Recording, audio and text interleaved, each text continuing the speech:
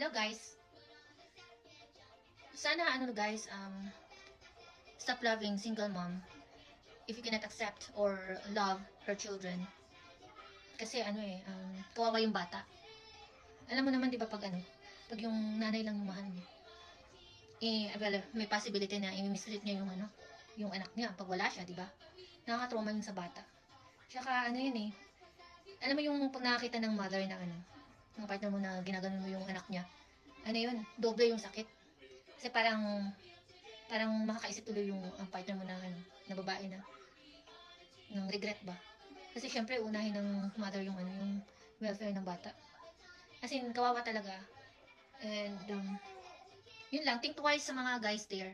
Kasi pero alam niyo, saludo talaga ako sa mga lalaki na they are capable of loving a woman, a single mom, and yung inaako nila yung responsibility ng father. And then tapos ina-adapt pa nila, binibigay pa nila yung apelyido nila sa bata, di ba? Ang ganda kaya nun. Well, sana all. Yun nga lang sana ganun, di ba? Yeah guys, and mga single moms out there, isipin natin mabuti and piliin natin mabuti yung partner natin, okay? Thank you guys.